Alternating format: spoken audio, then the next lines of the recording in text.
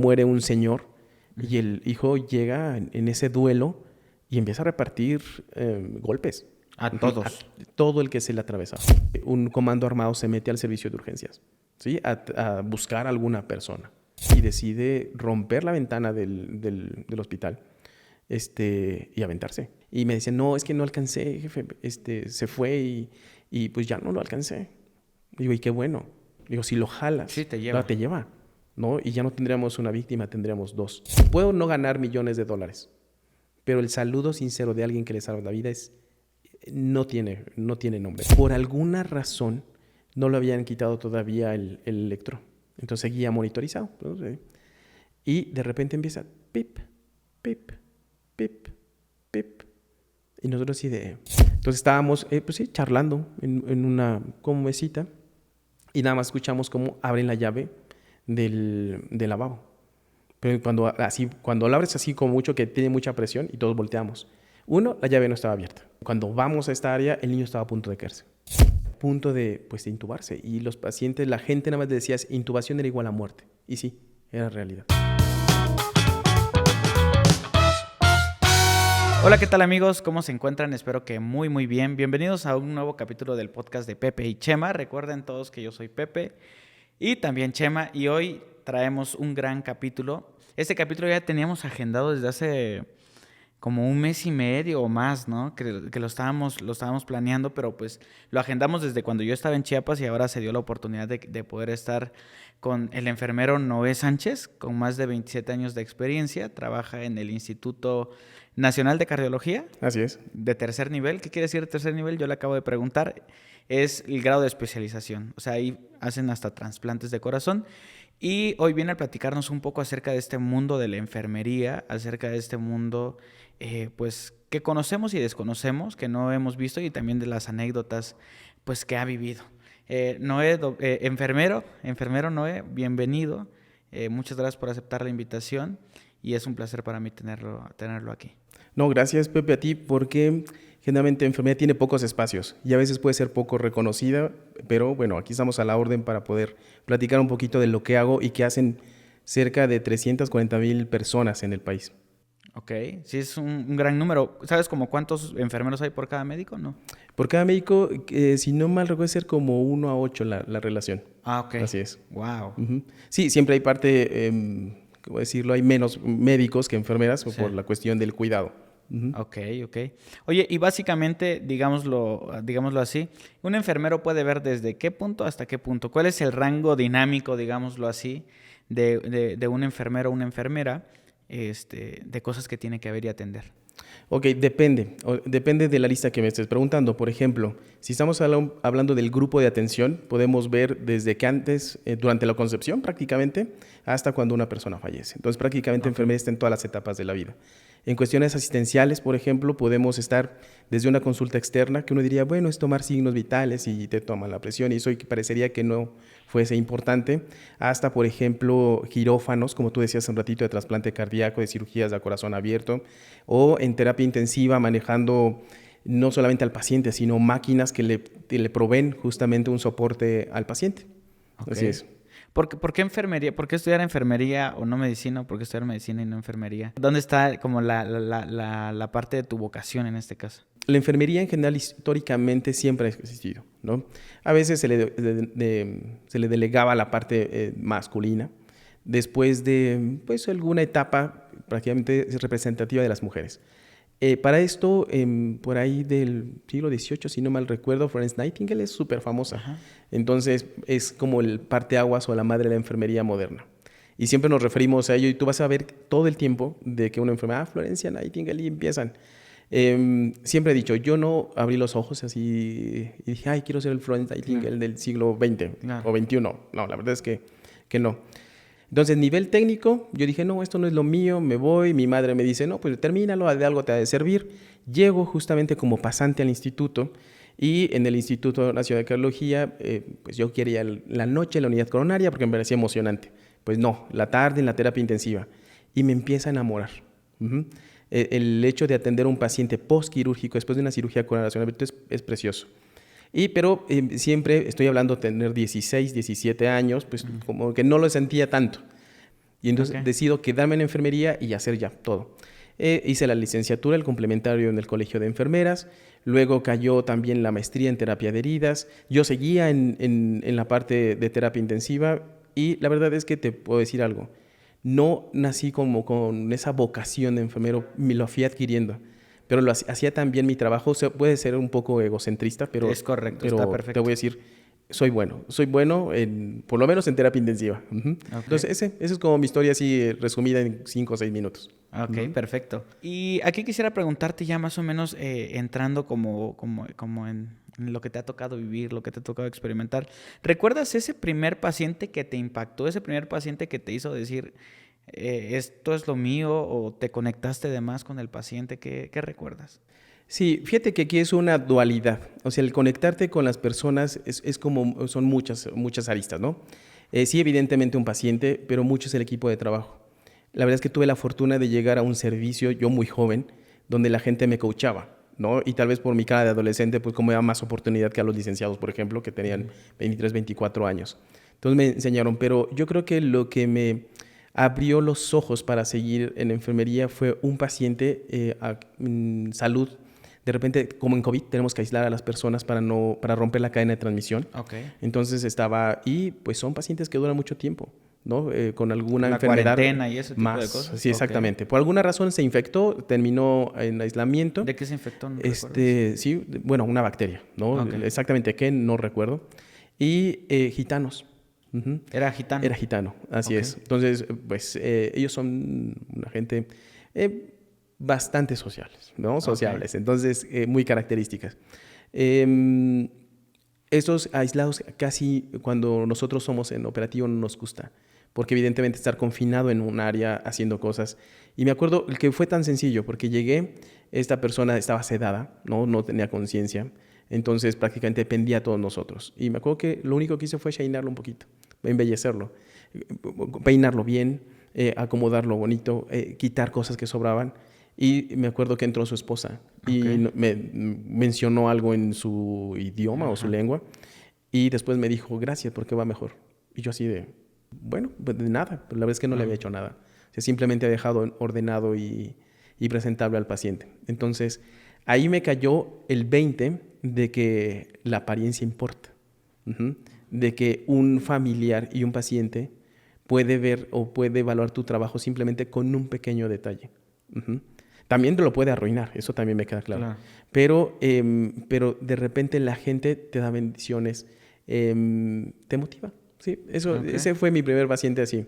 Y alguien que me cambió también así la vida fue... Y es una experiencia no tan grata, porque después me dolía como el alma, si es que duele, ¿no? Igual un paciente también, una paciente, y sí me acuerdo el nombre, Rosa. No se me va a olvidar porque es algo que marca tu vida. Entonces, con Rosa, estamos aislados, le di de cenar porque trabajaba en la tarde, ya le ayudamos y todo eso, y se cayó el arroz, comió arroz, y se cayó en la cama. Entonces, ya para eso, pues, me pulía en mi trabajo y como Noé iba a entregar una cama sucia. Entonces le digo, señora Rosa, la vamos a cambiar. Al cambiarle la cama, se le rompe el vaso más importante de su cuerpo, que es la aorta. Algo de su proceso de enfermedad hace que se rompa. La aorta, digo yo, a lo que aprendí de Grey's Anatomy es como la vena que trae más sangre, ¿no? La que mueve más cosas. La arteria que te ayuda a alimentar todo tu cuerpo. Así literalmente es una manguera de distribución con presión. Entonces imagínate que se rompa una tubería de agua, ¿cómo sale? Me acuerdo que ella me decía, no, basta. Oye, me siento mal, ¿no? Y cuando veo, los pacientes tienen drenajes que quedan por abajo, dentro del tórax y se llena de sangre. Pero la paciente consciente. Entonces, evidentemente, pues actuar de urgencia porque es un sangrado masivo, literal. Entonces, se terminó en la terapia postquirúrgica. En estas ocasiones se tiene que implementar un quirófano dentro de la terapia. Entonces, jalas cosas. Me acuerdo que le hicieron la esternotomía, le abrieron otra vez la herida quirúrgica, le revisaron, le repararon porque su aorta estaba débil, por así decirlo. Y entonces, ¿cuál fue mi impacto? Primero, bueno, salió de la urgencia, se le dio todo el apoyo, pero mi impacto fue por unos arroces. O sea, si no le hubiera cambiado la cama, tal vez no se hubiera complicado. Sí, ya después se le vio mi alma o la misma vida te enseña porque, y no sé si era destino, ¿no? Porque lo mismo, yo me acuerdo que eran las 8 de la noche, salí ese día hasta medianoche. ¿Por qué? Porque evidentemente hay una responsabilidad administrativa y legal de eso. Entonces, para delegarla ya entra la enfermera de noche, también me acuerdo quién me recibió, la enfermera Edith, una enfermera espectacular. Y pues resulta ser que pasó la misma historia, pero esto nada más fue de subirle la cama, se le volvió a romper la A la aorta. misma paciente. A la misma paciente más tarde. Uh-huh. O sea, no te digo, no sé si era destino o algo así, evidentemente eso es fisiología, Claro. ¿no? Y Es algo que tarde o temprano, en teoría, yo siento que iba a suceder, porque si se paraba y se iba a su casa, pues...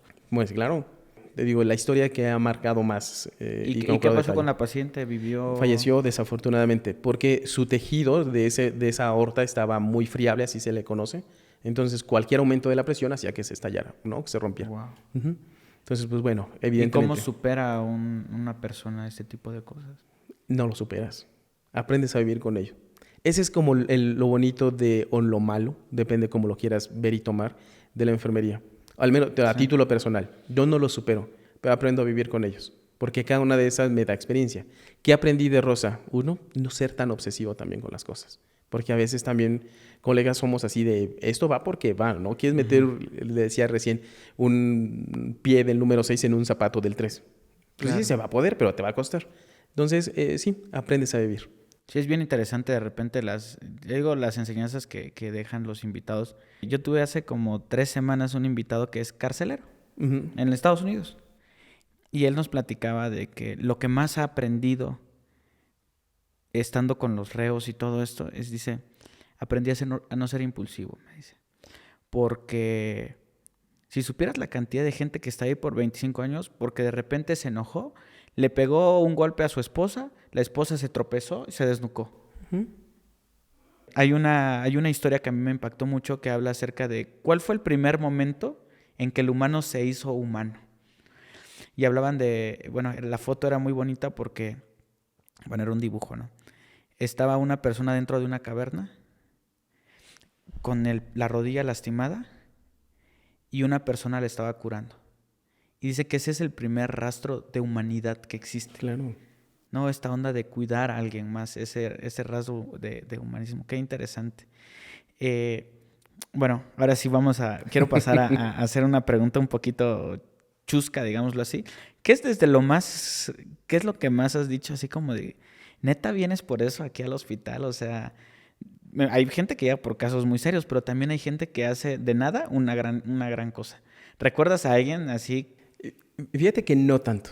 Okay. Sí pasan cosas chuscas, pero generalmente como es un hospital donde se ve enfermedades del corazón, es raro que alguien finja. O sea, sí puedes fingir un ratito, te desmayas y ya está, pero tarde o temprano ya entras en sí y te despiertas. Pero ya la ves de verdad. Es difícil como que te dé una arritmia, por ejemplo, y ocultarlo. Porque además lo ves. O sea, si el electrocardiograma o te ponen... Ni eso, ¿eh? O sea, por ejemplo, recién un colaborador tiene un problema del corazón, pero pálido, con una facie totalmente diferente. Así yo, ¿te sientes bien? Uh-huh. No, pues no. O sea, en la enfermedad cardiovascular no se puede fingir. Okay. Pero lo que sí pasa son como cosas chuscas, ¿no? Por ejemplo, bueno, en la sociedad hay de todo. Y lo más interesante que nos pasó, o que me pasó, es de repente lidiar con un paciente con 2 esposas que no sabían. O sea, que se enteraron ahí. Uh-huh. Y entonces así de, oye, pero porque además se violentan y pues agarran parejo, ¿no? Y el enfermero es el que tiene que estar, ¿no? Por supuesto, ¿no? Entonces así de coordinarte de manera no tan grosera de, pues ya vino la primera, pues que se salga de este lado porque es circular. ¿Las llegaste a ocultar en algún momento? Claro. ¿Pero sabían ellas que estaban...? Pues terminaron enterándose porque evidentemente la enfermedad cardiovascular es eso. O sea, finalmente se escucha mal, pero vas a morir. Uh-huh. Sí. Entonces tiene que aflorar todo eso. ¿Sí? Y cuestiones que tienen que conciliar, ¿no? Por eso el grupo multidisciplinario es muy importante. Y la enfermera o el enfermero carga con mucho de esa carga emocional también de familiares. Por ejemplo, pacientes en la terapia, me acuerdo, yo creo no saldó esa cuestión emocional con la familia, pero muere un señor y el hijo llega en ese duelo y empieza a repartir golpes. A todos. Todo el que se le atravesaba. Sea o no haya sido culpable, repartió desde el área donde se lavan las manos hasta el cubículo del paciente. Entonces, a eso te enfrentas. Evidentemente todos, pero nosotros como enfermeros y enfermeras estamos más susceptibles por el tiempo que permanecemos con ellos. Wow. Entonces, cosas así interesantes. Oye, y hablando de este tiempo que el enfermero invierte en una persona, ¿recuerdas algún caso en particular que haya sido por muchísimo tiempo? Personas que, digo, yo sé que hay gente que está ahí 2, 3 meses, pero no sé si de repente hay gente que se queda por años. Tal vez años no, pero sí meses. No, primero la atención en un hospital es cara. Se miden indicadores que tienen que ver con estancia hospitalaria y buscas la manera de que se muevan. Y sí, muchos casos, ¿no? Y algunos tristes, otros bonitos. Me acuerdo mucho, el hospital donde trabajo da atención principalmente a personas que no están favorecidas económicamente, ¿no? Es de concentración, entonces tú puedes ver personas de Chihuahua, de Chiapas, de Yucatán, de la misma Ciudad de México, que son escasos recursos, ¿no? Y me acuerdo que llegó un joven para trasplante, jovencísimo, estamos hablando de 17, 18 años. Duró mucho tiempo, primero para que llegara el donador, después se trasplantó, por alguna razón no salieron las cosas como está, y se egresó de una forma tal vez no tan adecuada, ¿no? Cuestiones así de tristes. Cuestiones bonitas de mucho niño, por ejemplo, con cardiopatías congénitas, es decir, con malformaciones del corazón. Y entonces llegan y están, ¿qué te gustan? 3, 4 meses con nosotros y los ves crecer, les festejamos el cumpleaños, los papitos prácticamente nos convertimos en su familia y salen. Tiene una capacidad de resiliencia impresionante. Y pacientes que, digamos, también está mal dicho, que son clientes frecuentes, ¿no? Que su misma patología hace que van a estar en enero y luego van a estar en julio y luego van a estar en diciembre. Y algunas veces ya sabemos el patrón. Algunos dicen, ya llega diciembre, entonces ya va a venir el señor tal o la señora tal. ¿Y eso es por algún factor? Bueno, ¿O sí. simplemente porque le atinan? Son dos cosas, ¿no? Esto, la verdad, tal vez estoy hablando sin evidencia científica, no porque nos manejamos mucho con eso, pero la primera es porque, sí, la época de invierno, acuérdate que le pega mucho al pulmón y el pulmón está muy relacionado con el corazón, sí, ¿no? Exacto. Entonces ya está, per se eso. Pero además llegan fiestas decembrinas. Y en esa parte social, no sé, ponte en el imaginario en una familia donde tienes que estar festejando, pero aparte con el enfermo en casa. Si no tienen esta cohesión familiar fundamentada, dada lo que quieran ellos, pues van y, digamos, te lo encargamos en esta época y después ya venimos por él. Entonces, sí, wow. Sí. Entonces, bueno, eso es lo que nos enfrentamos de eso. Ahora sí que, digámoslo, en el concepto que dice de clientes frecuentes, hay de clientes a clientes. Por supuesto. ¿No? ¿Hay clientes peligrosos? Claro, muy peligrosos. Podemos atender desde el indigente, que no sabe ni cómo se llama, pero al final tiene derecho a la salud, claro, ¿no? Hasta el reo. Y pues tú dices, ay, caray, ¿no? ¿Por qué estén desde, te gusta asesinato en todos los grados que existan, sí, hasta de cuello blanco, ¿no? Que al final tienes que lidiar con ellos, con cómo están, tu amigo carcelero seguramente te ha de haber dicho con mucho de lo que sucede ahí, de lo que se acostumbran y modifican su estilo de vida y sus demandas, por así decirlo, más los guardias. No es como sencillo estar trabajando con 2 custodios, ¿no? O sujeto de la mano. O un caso interesante sucedió hace como unos 15 años, donde un comando armado se mete al servicio de urgencias, ¿sí? A buscar a alguna persona. Okay. Porque les dijeron que estaba ahí. ¿Y estaba ahí la persona? No, afortunadamente, creo. Pero no. Pero se anduvieron buscando. Sí, por supuesto. Entonces llegan en un servicio de urgencia que es de puertas abiertas y entonces no es común, menos en un hospital como el nuestro, que no tiene nada que ver con... Solo esperas en trauma, en cuestiones así, pero no en corazón, ¿no? Afortunadamente no pasó nada más que algunos desmayados, llorando, orinados. Con armas, me imagino. Por supuesto, sí, tal cual un comando como sale en estas series norteamericanas o cualquier serie de armas largas y a repartir lo que sea. Y lo que no te enseñan es qué tienes que hacer. O sea, al final queda mucho a merced de tuyo. Si le entras, no le entras, los miras a los ojos, luego ya ves...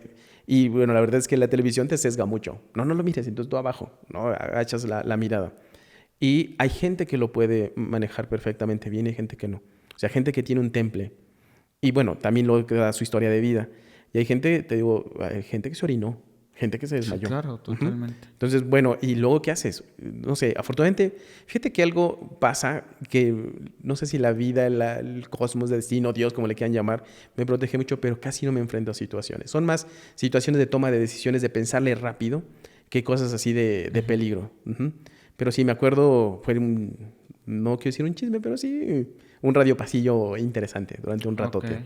wow. Ujú. Sí, sí, pareciera que no, pero es bastante común que los comandos armados irrumpan en hospitales, clínicas, incluso en el mismo CEMEF o funerarias. Sí, Yo tengo ahí varias historias que tengo con una amiga, con Selene, pues no sé si lo ubicas, pero Selene me estaba platicando de que de repente en CEMEFO han llegado grupos armados que te dicen, agarra este dinero porque me voy a llevar este cuerpo. sí. Al final debes de sopesar qué es más importante, Claro, ¿no? Tu vida o la del otro. Pero evidentemente lo que sí vas aprendiendo con el tiempo es que si quieres ayudar, tienes que estar bien, ¿no? claro. Un caso interesante que se puede ver y analizar de muchas aristas fue en una ocasión que un paciente se suicidó. Ujú. Entonces le dan, ¿sabes qué? A grandes rasgos, no le dieron como una oportunidad, ya no había que ofrecerle. Ok, Algo oportunidad de sucedió, vivir, ¿no? De claro, que un panorama alentador no exactamente, había, no ok. había. Entonces se lo dan, no sé cómo se lo dan, y decide romper la ventana del hospital, y aventarse. Entonces ya estaba en la parte administrativa y cuando llego pues, la gente nerviosa y me decían, no, es que no alcancé, jefe, se fue y pues ya no lo alcancé. Digo, y qué bueno, o sea, qué bueno que no lo alcanzaste. Pero que además era una persona muy menudita, que te gusta 45, 50 kilos y la persona que decidió terminar con su vida 80 kilos, digo, si lo Sí, jalas, te lleva. te lleva, ¿no? Y ya no tendríamos una víctima, tendríamos dos.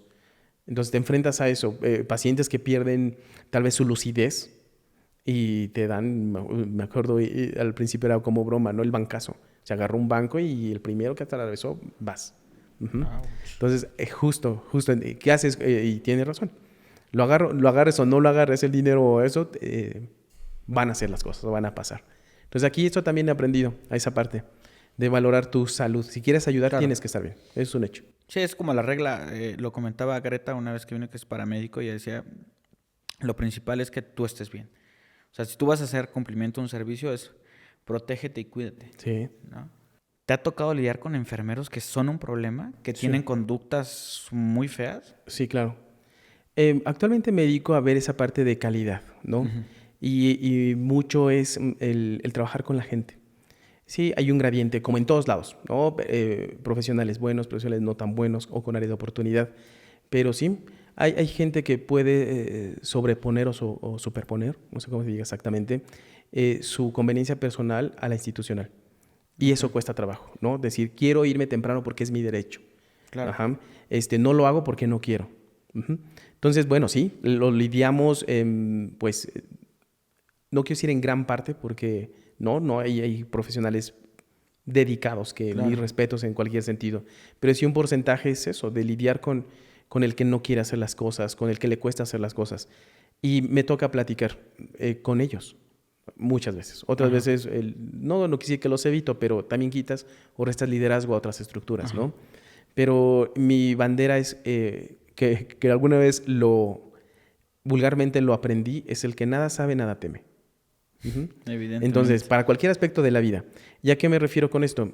Cuando nosotros estamos en alguna institución de salud y tenemos este tipo de problemas, de que no quiero, no puedo esto, estamos hablando de que nosotros como profesionales de la salud, prácticamente en cualquier institución, sea pública o privada, respondemos a tres cosas. Primero, a cuestiones laborales, te contratas para algo. Luego, las cuestiones administrativas. En la parte federal somos funcionarios públicos, entonces me Ujú, debo a la federación. Me está claro. pagando el país por cuidar la salud de las personas. Y la tercera, la parte jurídica, porque la salud está tutelada, la vida y la salud está tutelada por el Estado. Entonces, bueno, mi deber es ese. El decir, oye, ¿sabes qué? Supongamos que es Noé, que tiene una conducta subversiva o una conducta así con la que me platicas, pues está bien, síguele, ¿no? Considera esto. Y ya lo dejo a merced de la otra persona. En el 90% de las veces lo logro convencer, ¿Te ha tocado algún caso extremo? sí. Psicópatas, no sé. No tanto. Eso nada más para las plataformas de streaming. No, me queda claro que se basan en cuestiones de la vida real. Ajá. Afortunadamente, la institución donde trabajo tiene una raíz religiosa. Entonces, nuestro lema, no sé si te lo dije, es amor y ciencia al servicio del corazón. Entonces tratamos de envolverlos con la filosofía y dan estos casos. Extremo, hasta el momento nada. Sí, un dolor, como una piedra en el zapato o una patada donde más te duele, sí se convierten porque es así de, ya llega el martes, jueves y domingo en la noche. ¿Y ahora qué hizo? ¿Ahora qué quiere? ¿No? Claro. Pero bueno, buscamos como directivos ver la forma de influir en ellos.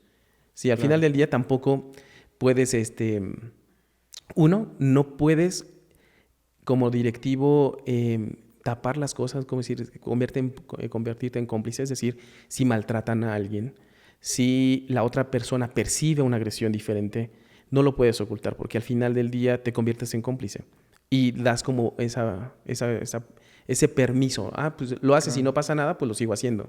No, yo creo por eso no tenemos psicópatas, porque que me escuchen mis compañeros, porque uno que otro. Seguro. Porque no los dejamos.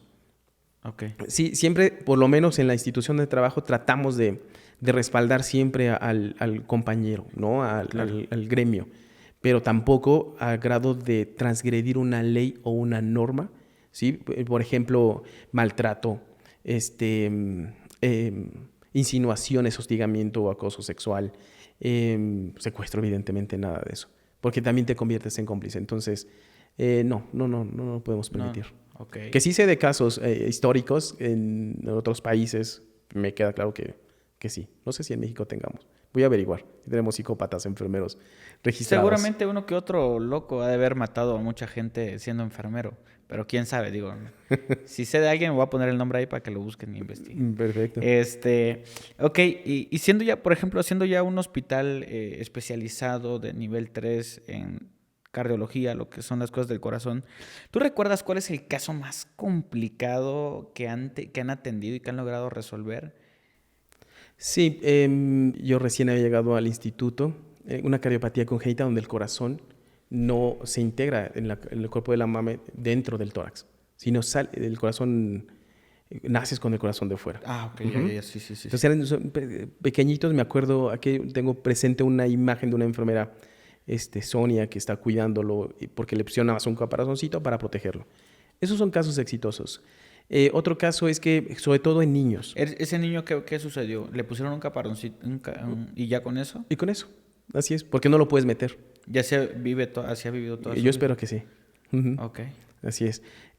Casos exitosos, muchos de niños porque son malformaciones donde ya no funciona bien su corazón porque la estructura no es la misma.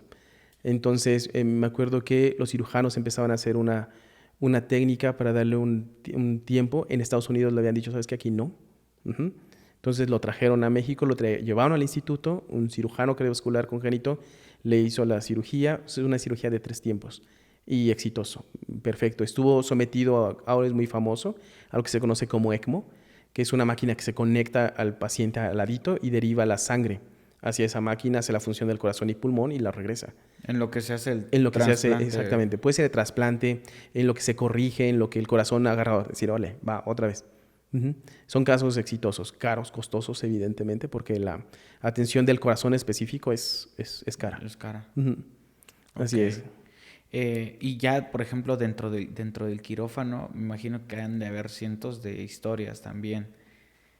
¿Qué tipo de cosas puedes llegar a vivir tú como enfermero dentro de un quirófano? Todos los días que entras a un quirófano, es echarte un volado. Y no solamente un quirófano, en la misma terapia intensiva, en un servicio de hospitalización. Cuando hablas del corazón, hablas que en cualquier momento se detiene. Entonces, ya per se es una situación de urgencia. Claro. Pero en el quirófano, por ejemplo, hay algunas patologías donde esta aorta que te contaba, pues tiene un calibre o un grosor, ¿no? Sí. Pero resulta ser que se adelgaza, entonces se convierte en un aneurisma, se convierte en una bolsa, más o menos. Entonces se rompe esa bolsa, imagínate. Chorros de sangre. Chorros de sangre, así es. O de repente puede ser que sean pacientes que reoperan y cuando se cicatriza por dentro, pues se pega más el tejido.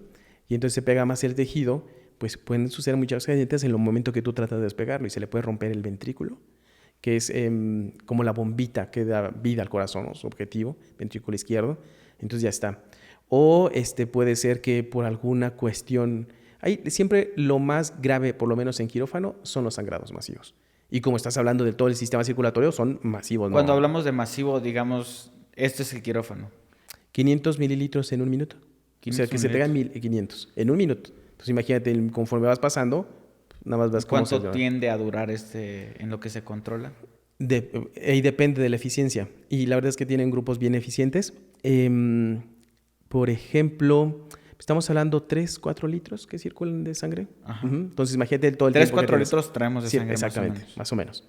Entonces, ve echando cuentas, 8 minutos, así es. Entonces establecen protocolos donde, pues ya, si es esto, tienes que hacer esto. Mientras va saliendo sangre, le tienen que ir inyectando nueva también. Sangre o líquido en este caso. Por eso tenemos un banco de sangre precioso, porque nos da respuesta 100%. Entonces, pues si le salen 500, pues le tengo que transfundir al menos 500. Wow. Entonces se vuelve bastante interesante.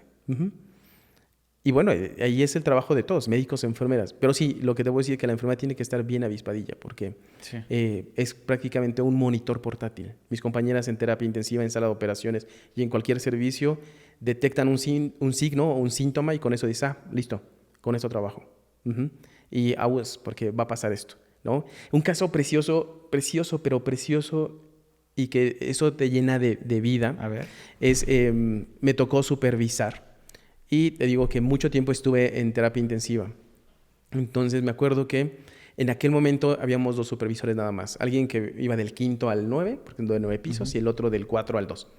Bueno, a la sella. Y me acuerdo que pasé a saludar al paciente, ¿no? Mi costumbre cuando voy a supervisar es pasar a saludar a todos los pacientes. Okay. Y con un saludo tú puedes ver cómo está una persona, qué fuerza muscular tiene, qué sentimiento trae. Y me acuerdo que, no me acuerdo del nombre del señor, pero me acuerdo que estaba encorvadito, sudando mucho, sudando frío. Cuando tú llegaste a saludarlo. Cuando llegué a saludarlo, okay. ¿no? Tu paisano, me acuerdo que era de Chiapas. Entonces, ya, señor fulanito de tal, ¿cómo está? No, pues me siento fatigado, me falta el aire, ¿sí? Y pues ahí voy, ¿no? Ok, fatigado, falta de aire, medio pálido, diaforético, se llama. Voy a la central de enfermería, me entrevisto con su enfermera, digo, oye, ¿cómo está? Primero, ¿qué diagnóstico tiene? Le habían hecho una cirugía cardíaca. Luego, ¿cuánto tiene de glucosa, ¿no? De azúcar en la sangre? ¿Para qué? Porque eso de repente hace que tengan esos síntomas. No, bien. Le digo, oye, ¿y ya le tomaron una presión venosa central? No, jefe. Digo, ¿y por qué no se la tomamos? Entonces ya con el señor estaba su esposa. Estaba el señor, lo acostamos. ¿Qué es una presión venosa central? No sé si has visto a los albañiles cuando toman un nivel. De que de gotita le ponen agua a una manguera. Y la levantan. Exactamente. Para ver si está al mismo nivel. Entonces, eso es la presión venosa central. Okay. Medimos la presión de las venas del corazón a través de unas varillas o de un monitor. ¿Con qué tanta fuerza bombea el corazón? Digamos, ¿con qué nivel? Sí, exactamente, es un nivel, ¿vale? Entonces, bueno, ese nivel tiene pues, unos rangos 6 a 12, en promedio en una persona sana, incluso hasta menos. Pero una persona que se le está acumulando la sangre en el corazón, afuera del corazón, por algún sangrado, esa presión tiende a elevar. Y me acuerdo, esas reglas son como de 30, 40 centímetros. Seguía saliendo y veías cómo retornaba la sangre. Entonces le digo, préstame tu estetoscopio. Le escuchamos el corazón. ¿Eso era malo lo que estaba sucediendo? Sí, claro. Okay. Sí, estaba muy alto. Okay. Préstame tu estetoscopio, le escuchamos los ruidos cardíacos y algo que se llama borramiento. Si tú te pones un estetoscopio y escuchas tu corazón, se escucha así, tuc, tuc, tuc, tuc, pero bien nítido, exactamente. Y cuando tú escuchas a un paciente que se le está acumulando la sangre en el corazón, no lo escuchas. O sea, es como si no tuviera latidos prácticamente. Como si no tuviera latidos, exactamente. Se borran. Wow. Entonces, eso se llama taponamiento cardíaco. Entonces, me acuerdo que no había médico en el 9º piso en ese momento. Bajé a la terapia. Le digo, oigan, chavos, suban, por favor. Esto ya era urgencia. Claro, porque todavía estaba consciente. Aquí todos nosotros trabajamos siempre con la vida y antes de que se te complique tienes que entrar. Le digo, oiga, chavos, ¿quién me ayuda? Mire, tengo un paciente así en el 9º piso. Sí, vamos, jefe. Le digo, no, pero vamos de una vez, ¿no? Entonces ya, ok, vamos. Lo valoran, le hacen un eco y observan que está, no, pues va a quirófano. Bájenlo en la terapia para que se compensen, preparen quirófano. Lo bajaron a terapia intensiva. y el paciente pierde la conciencia. O sea, lo que hemos prevenido, o tratamos de prevenir. Pierde la conciencia, pierde el ritmo cardíaco y lo empezamos a abrir. Y me acuerdo que no tenía enfermera para la terapia intensiva. Entonces sale Ale Rodríguez, estaba y le digo a Ale, pues éntrale, no hay de otra, ¿no? Pues yo te circulo, llama a sala. Bueno, se hizo esto quirófano. En la terapia intensiva tenemos que transformar a quirófano como la señora Rosa. Okay. Y lo bonito fue que salió.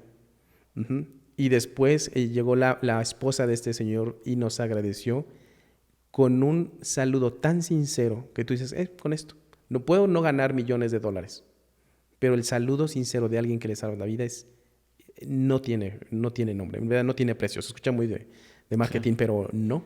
Claro. Eso es como lo bonito. A eso te enfrentas. Wow. Se enfrentan mis compañeros ahora en la parte clínica. Wow, o sea, solo de ahí sacaste la teoría, ¿no? De ver cómo te saludó. Sí. Entonces, y con eso resuelves muchas cosas. Los niños, la forma del llanto, hay enfermeras pediatras vasculares que dicen, este niño tiene ácida la sangre, ese niño le falta comida, va a ser una crisis de hipoxia. O sea, se convierten tan especializados.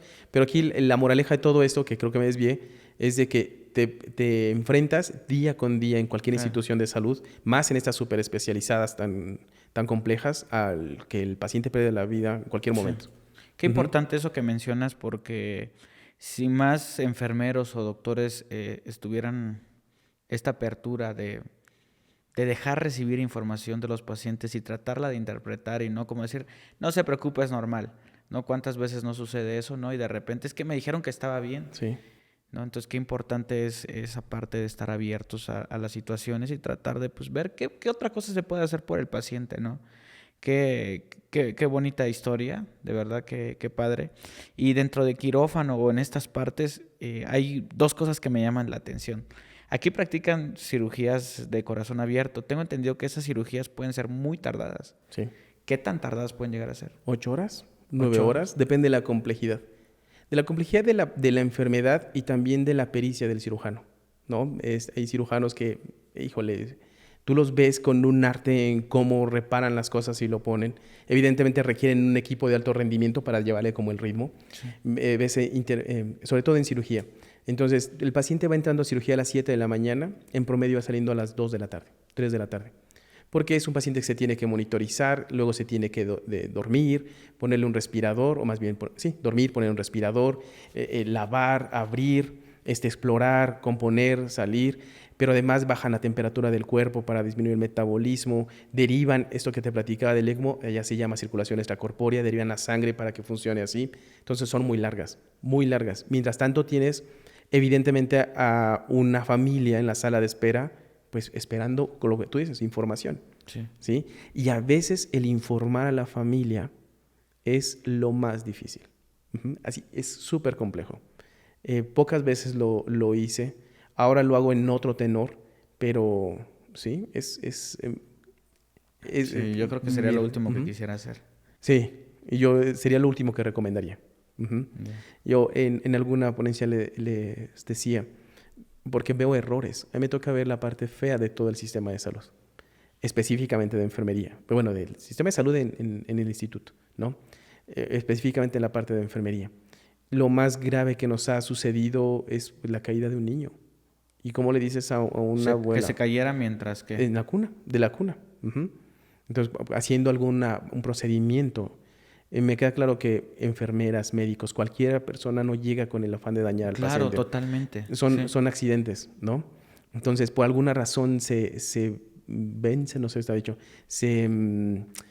no se activa el barandal de la cuna y el niño rueda. Y tienes que enfrentarte a una mamá y una abuelita, me acuerdo perfecto. Me dicen, jefe, pasó esto. Y yo, ¿cómo? Uno no puedes engañar al familiar. Bueno, ese es como mi pensamiento. Claro. Igual no comparto, inclusive con mi mismo personal de institución de trabajo, pero creo que una familia bien informada, un paciente bien informado, es más tolerante, es más comprensivo, hasta mismo con el sistema de salud. Pero lo difícil es eso. ¿Cómo le dices a una mamita? Hey, si en la guardería se rasguñan y casi te demandan, imagínate. ¿Y aquí qué sucedió cuando el bebé cayó? Afortunadamente nada. Afortunadamente nada. Desafortunadamente, por la complejidad del niño, falleció. Pero la pregunta es, ¿cómo le quitas la idea de que no fue por la caída? Y literalmente va y te dice, lo mataste. Ujú. Y eso, así como es bonito el decir, ay, gracias por salvar la vida a mi paciente, el que te digan, lo mataron, o peor aún, lo mataste cuando ni siquiera tuviste vela en el entierro, dices, ok, pues a eso me dedico, pues a eso te enfrentas, ¿no? Son las letras pequeñitas del contrato. Claro. Ujú. Wow. Así es. Hay gente que muere o gente a la que se le pierde el rastro cardíaco, pero que reviven, digámoslo así. Son casos que creo que son más comunes en temas del corazón, pero no sé. ¿Sí te ha tocado ese tipo de experiencias? En quirófano no, pero sí, bueno, quirófano y terapia intensiva cardiovascular es pegadito, es como Ajá. la recuperación, ¿no? Y te digo, esos niños son una maravilla. Digo, también me gusta mucho atender a los adultos, pero los niños son algo especial. Entonces me acuerdo de un niño ubicado, digo, porque además tengo un poquito de memoria fotográfica, entonces nada más es cuestión de, tal día, la 502. Ujú. Le habían hecho todo, entró en paro cardíaco, y ya le estaban quitando, más bien ya le habían quitado todo. ¿Cuánto tiempo había transcurrido desde que perdieron el...? Como 3 minutos. O sea, 3 minutos de minutos muerto, en teoría. de muerto, ya declarado de función. Ujú. Ok. Ya con la familia enterada. Ujú. Así de, ya su hijo falleció. Entonces estaba Sophie y en la cuna de calor radiante. Pero además te voy a decir algo. Me gustó esa escena por dos cosas. Uno, porque la enfermera estaba en una cuna de calor radiante, que son, pues, como no sé si las ubicas, como esto más o menos, pero con luz amarilla. Y había prendido todos los focos y se veía como muy angelical, ¿no? Yo dije, ay, qué bonita. Como esto donde ponen a los bebés cuando Sí, nacen. exactamente, pero con luz, muy bonito. Ok. Y ella tratando con mucho respeto al cuerpo del niño, ya muerto, le estaba limpiando, le había quitado el respirador, los catéteres, no, mentira, el catéter todavía no. El respirador, estaban esperando quitar el catéter, pero estaba limpiando su cuerpecito. Y entonces, por alguna razón, no lo habían quitado todavía el electro. Entonces seguía monitorizado, ¿no? Sí. Y de repente empieza pip, pip, pip, pip. Y nosotros así de, ¿qué pip? ¿No? Y entonces, pues a darle. Ese niño, bueno, al menos en esa hospitalización sobrevivió. Y realmente tú dices, ¿resucitó? No lo sé. ¿Le llegó el medicamento en ese momento? Tampoco lo sabemos. Pero son casos así que tú pones en equilibrio, no sé, en la salud a quienes hayas entrevistado, que de repente tienes, usted hacer con mucha evidencia científica, darle una explicación a todo y hacer todo por una razón. Pero hay cosas como estas que tú dices, como chinitas, ¿no? O sea, ¿cómo es que revivió? No encuentras una explicación, ¿no? Y cosas paranormales también nos suceden. Pero bueno, ese es como, sí, nos ha pasado, por lo menos con un par de niños y también con un adulto. ¿Qué ha pasado? Entonces, esto mismo, que ya los declaran muertos y que de repente, por alguna razón, yo creo su corazón tiene alguna reserva, o eso quiero darle, y salen. Uh-huh. Ok, y hay, fíjate que bueno, estos otros casos creo que no son tanto así. Hay países en Latinoamérica donde no se practica el embalsamamiento. Uh-huh. Y de repente hay videos y cosas de gente que se sale de la caja de muerto porque no estaban muertos o porque revivieron, no sé. Pero es bien curioso ese tipo de cosas. Ahora, te pregunto en estos pacientes que te ha tocado atender, ¿has escuchado de ellos qué sucedió? ¿Alguna vez te han dicho, yo vi algo, no vi nada? Okay, bueno, bueno, no. Bueno, primero porque son muchos niños, pocos adultos, ¿no? Y ya, ¿qué vieron los bebecitos? No tengo la menor idea. Lo que sí nos sucede son como cosas paranormales, fíjate. No sé si sean premonitorios a una muerte o algo en específico que tú dices, pero no es tan infrecuente. Y bueno, pero además, insisto, nosotros siempre damos una explicación. Entró en delirio, ¿no? Un estado... Delirio es que empiece a ver ya cosas. Exactamente. Eso es lo que nosotros le interpretamos. Uh-huh. Veo a mi familiar o veo a la muerte o cosas pues así. No tan así, pero de repente dicen, y están así, pues ya me quiero dormir, pero ¿pueden sacar esos 2 niños que están jugando? Y tú así de... Ahorita los sacamos. Uh-huh. O el caso de un paciente donde dice, es que, ¿sabe qué? De aquí no sé qué tiene este paciente porque se está asomando mucho.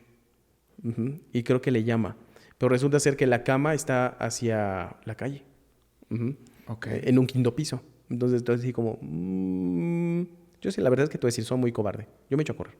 Yo, ok, o sea, nos vemos. Ahorita viene alguien, ¿no? O esta clásica paranormal es que de repente Dicen, digo, porque soy muy cobarde, yo creo por eso es que no me pasa a mí. Pero hay lugares en el instituto donde dicen que ven monjas, digo que ven niños jugando, o se escuchan los barandales de las camas, así, ta, ta, ta, ta. Dicen, ya son las 4 en cuarto piso, ya va a sonar. Uh-huh. Oh, no, no te preocupes. Yo, pues vayan a ver a ese paciente. No, no te preocupes. Es un ruido nada más. Y yo, uh-huh.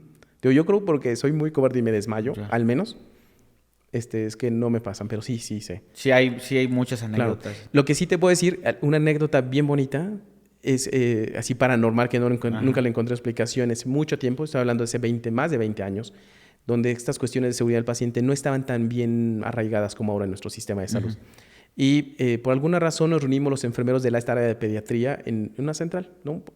Cuando nos reunimos en ese espacio, hay como 4 que no se alcanzan a ver, 4 cunitas. Por alguna razón, una de mis colegas dejó a un niño, a un lactante, con los barandales abajo de una cuna de barandales. Okay. Uh-huh. Entonces estábamos, charlando en una como mesita y nada más escuchamos cómo abren la llave del lavabo. Pero cuando la abres así como mucho, que tiene mucha presión y todos volteamos. La llave no estaba abierta. Uh-huh. Es cuando dijimos, ok, ¿qué sucedió? Y para buscar como es una explicación, cuando vamos a esta área, el niño estaba a punto de caerse. Uh-huh. Sí, estaba así en la orillita, a punto de caerse. Y finalmente son 80 centímetros, pero 80 centímetros en un niño en un piso firme siempre es un riesgo. Uh-huh. Entonces yo dije, gracias. Antes no era tan religioso, ¿no? Que me escuché a mi abuela y me deshereda. Uh-huh. Pero ahí te empieza a convertir y después de la razón nos queda la fe. Uh-huh. Entonces pues te agarras de lo que sea. Como operativo no le tomaba mucha importancia a esa parte religiosa o de fe. Ya como administrativo yo, por favor, Diosito, cuida de las manos, por favor, danos esto, que no salga y cosas así. Uh-huh. Entonces, porque nos queda apegarnos a algo para que las cosas salgan bien. Wow, ese tipo de cosas son muy extrañas. A mí me pasó una vez algo como eso. Creo que en algún momento lo conté, pero creo que todavía no ha salido ese video. De que no me explico cómo pasó o por qué pasó. Yo tenía 10, 12 años, iba en mi bicicleta y era como una pequeña bajadita, no demasiado inclinada. Venía con mi primo y mis 2 tíos que venían caminando nos llevaban al campo de fútbol que estaba a una cuadra. Pero antes de llegar al campo de fútbol había una avenida principal de mucho tráfico de carros, o sea, donde no hay semáforo, pero cada 5 segundos, 2 segundos está pasando carro, ¿no? Y era de 2 sentidos. Y yo iba en la bicicleta y ya estaba como que serán 5 metros para llegar a la avenida principal y no podía detenerme. No podía detener, mis pies no llegaban, ¿sabes? O sea, yo estaba bien morrillo y no llegaban. Y empecé a escuchar como mis tíos me estaban gritando de detente, detente, detente. Pues no vas a creer, 1 metro antes de llegar a la avenida principal, ¿qué crees que pasó? No sé. Se desarmó la llanta de la bicicleta. No, en serio. Te lo juro. Se desarmó la llanta de la bicicleta. Sí. O sea, es así como de por qué exactamente en ese instante sucedió esto, ¿no? Sí. Y es de repente como que cuando no te toca ni aunque te pongas, ¿no? Por supuesto. Que hay muchos casos, muchos sucesos de eso, de personas que de repente pierden el avión y sucede algo o ese tipo de situaciones. Vaya que es interesante. Antes de que nos vayamos, quisiera tocar un tema importante contigo, y es que también está el tema pandemia, ¿no? Okay. El tema pandemia fue algo que nosotros vimos de fuera, que simplemente aplaudíamos a los médicos y a los enfermeros, pero pues que evidentemente nunca tuvimos el conocimiento necesario de lo que sucedía realmente adentro. ¿Qué sucedió? ¿Qué había adentro? ¿Qué viste? ¿Qué te tocó? Bueno, primero vale la pena aclarar, ningún sistema sanitario en el mundo estaba preparado para esto. Claro. Eso es lo primero, ¿no? Lo segundo que hay que tener en contexto es que México fue el último país donde se empezaron a reportar casos, no entrarle a la pandemia como tal. Eso que traía una consecuencia, algo a favor y algo en contra. A favor porque ya sabías lo que había sucedido en China, ¿no? Entonces ya estaba así, tiempo, entonces exactamente, como de prepararte. Ajá. En contra, pero ya todos los insumos estaban utilizados, ¿no? Ya no había tanto insumo para que tú pudieses tener ese margen de, ok, ¿quieres esto? Y ya está. ¿Por qué? Porque ya lo había consumido China, España, bueno, todo el mundo. Fuimos el último al final del día. Y como no teníamos esa, pues sí, por muchas proyecciones que se hacían no tenías ni la menor idea. Bueno, eso es primero el contexto. El segundo es que se tuvieron que transformar las instituciones de salud. Es decir, colocar sistemas de aislamiento para romper esa cadena de transmisión, así se llama, o en pocas palabras, de que no se difundiera la enfermedad. Y entonces hicieron áreas de confinamiento. Estos aislados que te comentaba al principio ya no eran 1 o 2, eran por lo menos en el instituto 30 camas.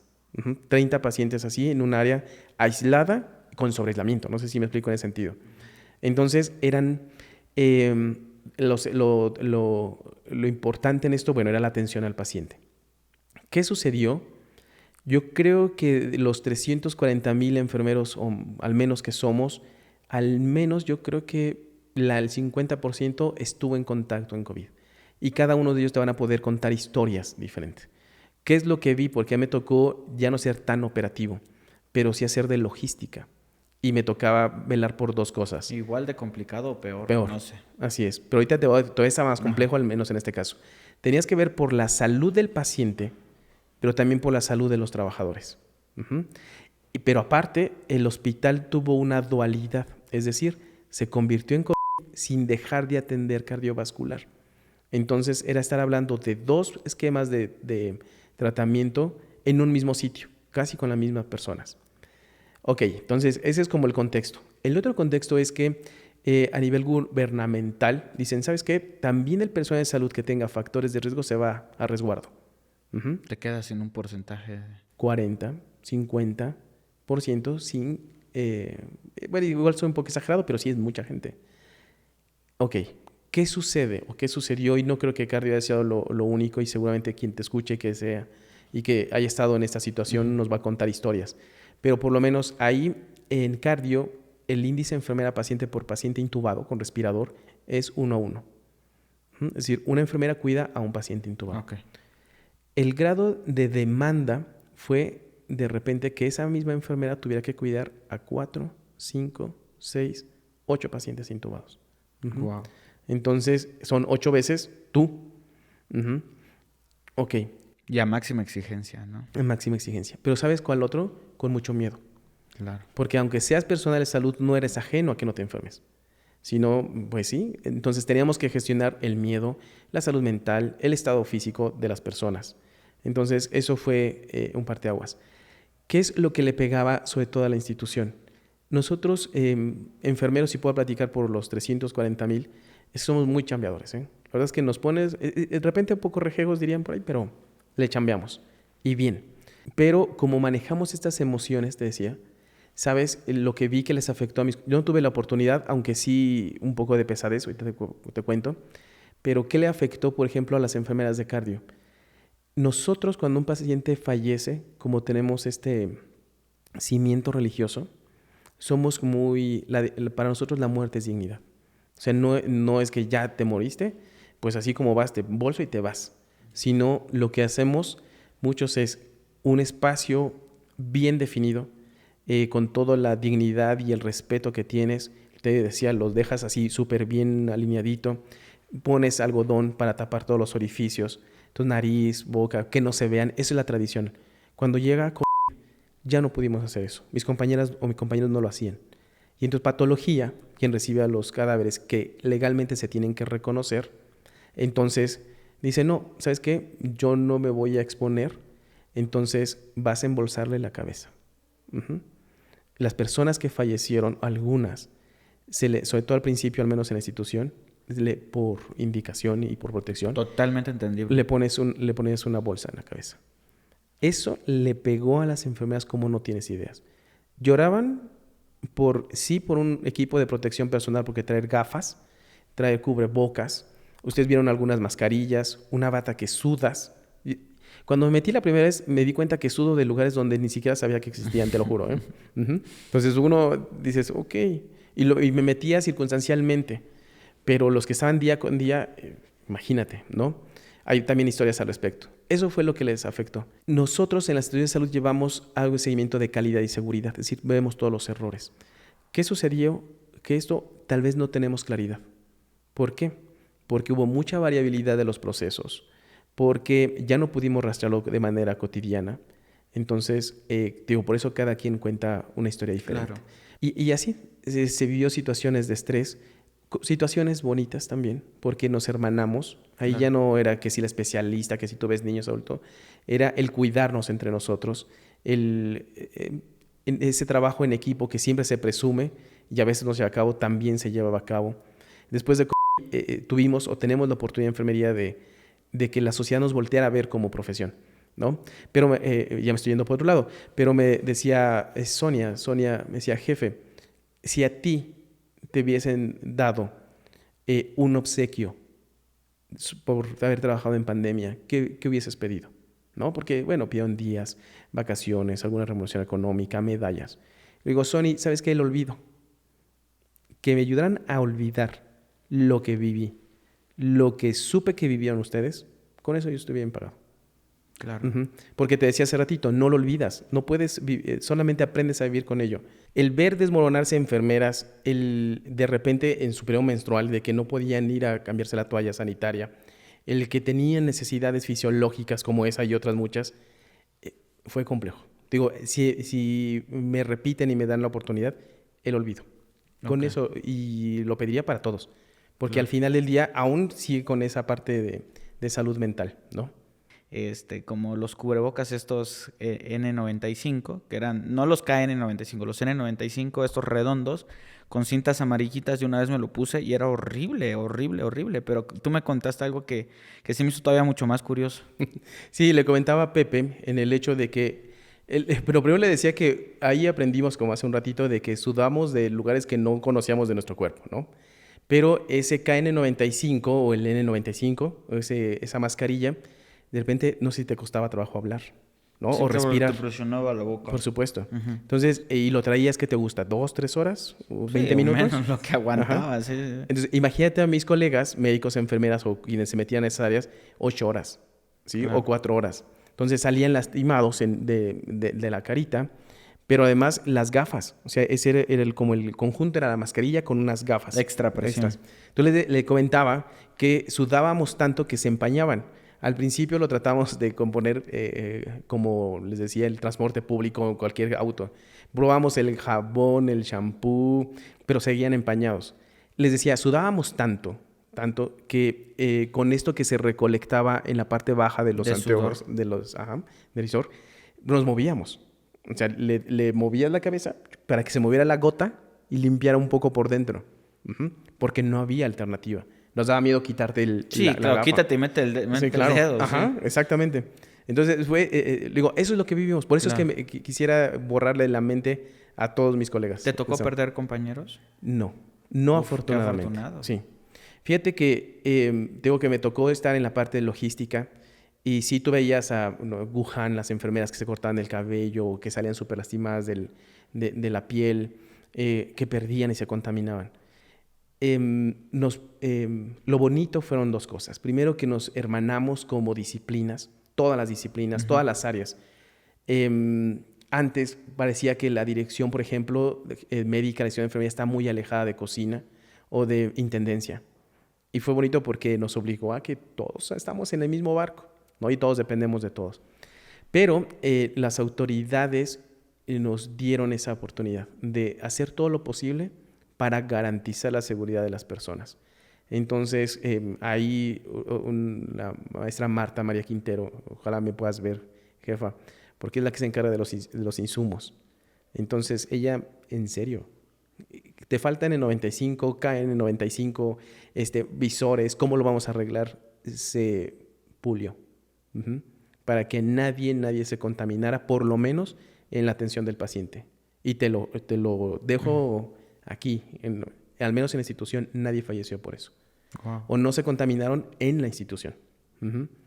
Sí, fallecieron colegas, pero que estaban en resguardo por en su casa, ¿no? Sí. En su estilo de vida. Sí falleció una colega, pero tiene un problema pulmonar. Que al final no fue por contagio, sino fue por el mismo problema pulmonar que tuvo, creo. Entonces, pero de ahí fuera no me tocó. Okay. Y afortunadamente familiares, bueno, mi familia es chiquitita. somos 8 gatos, entonces pues nos cuidábamos y nuestro sistema inmunológico está bueno porque hasta la fecha creo que no nos hemos contaminado o contagiado y no. Qué bueno. Pero sí veía esas familias que se desmoronaban y ese es el dolor que te digo que si vean una oportunidad, a todos se los borro de la mente. Sí, porque quieran o no, a todos nos afectó la pandemia. Ok. Antes de que nos vayamos, quisiera que nos fuéramos con la historia del paciente. El paciente de COVID, que no sabe cómo, que no saben ni ustedes cómo, ni se explican cómo, pero salió. ¿Tienen ese paciente? Sí, tengo muchos pacientes. Muchos pacientes. ¿Alguno que recuerdes que de verdad dijiste, cómo le hizo este? Sí, de esos que tú dices que no van a levantar, por supuesto. No me acuerdo del nombre.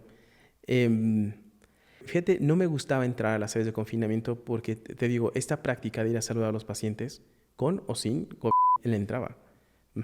Evidentemente bien protegido. Entonces, saludando a cada uno de ellos. Y me acuerdo perfecto una noche que fui y 2 pacientes me pidieron agua. Pero estaban en esa así de a punto de intubarse. Y los pacientes, la gente nada más decía, intubación era igual a muerte. Y sí, era realidad. Entonces, pero es que no, jefe, lo vamos a intubar. Dele una gasita con agua. Una gasita. Le daba esa gasita, al día siguiente los pacientes ya no estaban. ¿Cómo ya no estaban? Morían. Okay. Por alguna razón.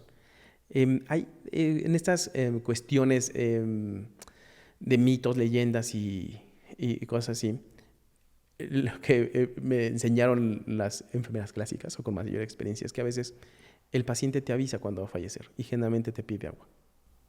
Okay. Entonces, no sé si le fue coincidencia, pero era mi pesar porque, el señor Manuel le vi. Sí, hoy, ¿cómo sigue mi paciente, Manuel? Porque además, señor, vamos a salir, vamos a hacer todo lo posible, nosotros, usted. Sí, pero dame un poco de agua, o solo un poco de agua. No, ahí va, pum. Entonces sí pega cuando vuelves a hablar con ellos, ¿no? Cosas bonitas, dignificar la muerte es para nosotros muy, muy importante. Entonces, justo la jefa Marta con la directora de enfermería, la maestra Sandra, tu servidor, diseñamos de estas bolsas de cadáveres una con mirilla, así le llamamos. Entonces digo, ¿y por qué no le ponemos algo que, si no lo quieren embolsar, pues que lo vean? Porque la muerte, eso te lo van a decir las enfermeras de cuidados paliativos o los que se dedican a eso, pero la muerte debe ser algo tan digno porque es como ves a tu familiar el último día de su vida, o cómo se va, o cómo es lo que te queda para toda la vida. Y eso lo tenían perfectamente bien las hermanas del Verbo Encarnado, así se llama la congregación, que estuvo en el hospital, y nos enseñaron eso. Entonces hicimos bolsas, se mandaron a hacer bolsas con mirilla, una bolsa común y corriente para muerto, pero con un pedazo de mica. Para que veas la cara. Exactamente.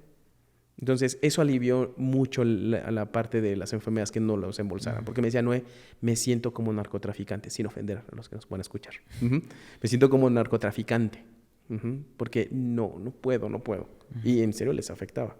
Cosas también bonitas, salud mental, porque se hizo un lugar como una cuarta parte de tu estudio, donde un poco de televisión, agüita fresca, algunas botanas, mientras hubo posibilidad, porque también todo se agotó, ¿no? En todos lados. Sí. Entonces, eso nos ayudó. Y pacientes que tú dices, ¿salieron? Sí, tenemos con COVID y sin COVID. Pacientes que tú dices, aparte de los que resucitaron, de que dices, no, ya mañana seguramente va a estar su familia llorando por ellos. Muchos, evidentemente enfermedades del corazón, que tú dices son como el ave fénix, se levantan, pero en serio. Casos en particular, pues puedo tener como un trío de recuerdos donde... Digo, el principal es donde ya no hay más que hacer.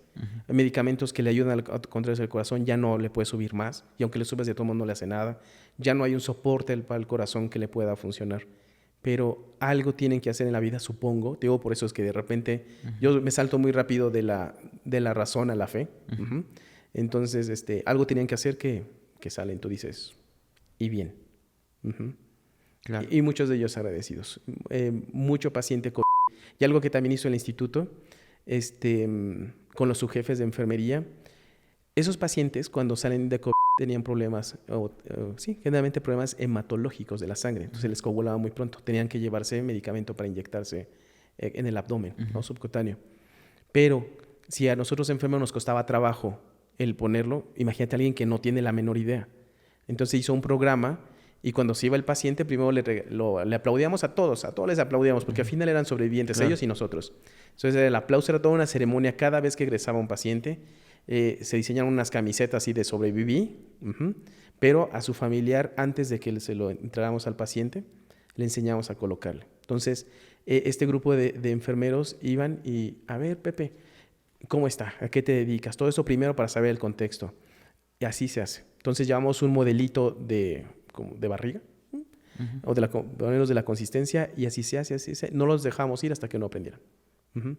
Entonces, wow. Luego les dábamos seguimiento por teléfono. Hay un par ahí también en la red de videos que salieron agradeciendo. Y llegaban y, no, gracias. O sea, llegan caminando, aquí está esto. Gracias. Digo, eso a veces es lo que llena más. Ok. Vale, que pues, qué padre. Y desde aquí mi reconocimiento para ti y para todo el equipo del instituto.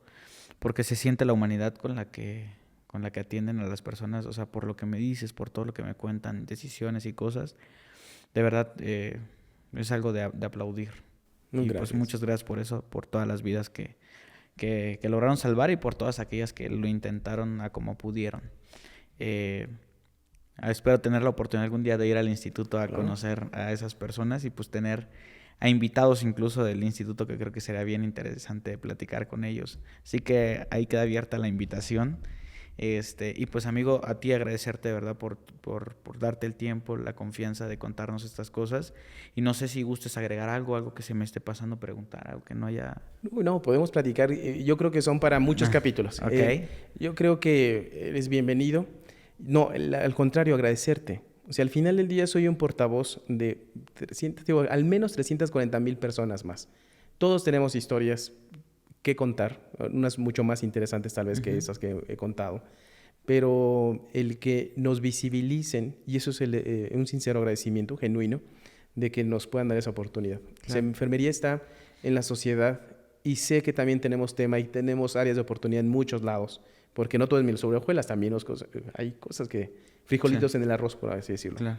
Pero acá lo más importante es agradecer también a la sociedad la confianza, a ustedes esto que nos permitan pues estar aquí con ustedes, que sepan lo que hacemos. Pues aquí la idea es esto, darle difusión a todas esas cosas, personas, historias que de verdad valen la pena escuchar. Aquí no viene gente a hablar mal de institutos, no viene gente a hablar mal de alguien. Aquí venimos a hablar de lo que hay en la vida, de lo que sucede y de cómo podemos aprender acerca de eso. Así que en los capítulos que sea necesario, bienvenido. Será un placer tenerte aquí y pues seguro uno que otro compañero tuyo también podremos invitarlo. Claro. Y pues bueno, muchísimas gracias, amigo. Te agradezco. Gracias, Pepe. Y a ustedes, amigos, agradecerles una vez más por quedarse a ver un capítulo más del podcast de Pepe y Chema. Recuerden todos que yo soy Pepe y también Chema. Y pues muchísimas gracias, de verdad. Gracias por todo. Dejen sus comentarios, dejen sus sugerencias, todo lo que quieran. Vayan a Instagram si de repente ustedes creen que pueden tener alguna historia o algo que valga la pena venir a contar. Con muchísimo gusto el espacio está abierto para que platiquemos y de ahí valoremos si se puede o no realizar un capítulo. Así que queda abierta esa invitación. Vayan a escucharnos a Spotify. Muchísimas gracias por todo eso. Y pues nos vemos en un siguiente capítulo, amigo. Nos vemos. Muchas gracias, muchas gracias a todos. Hasta luego. Nos vemos.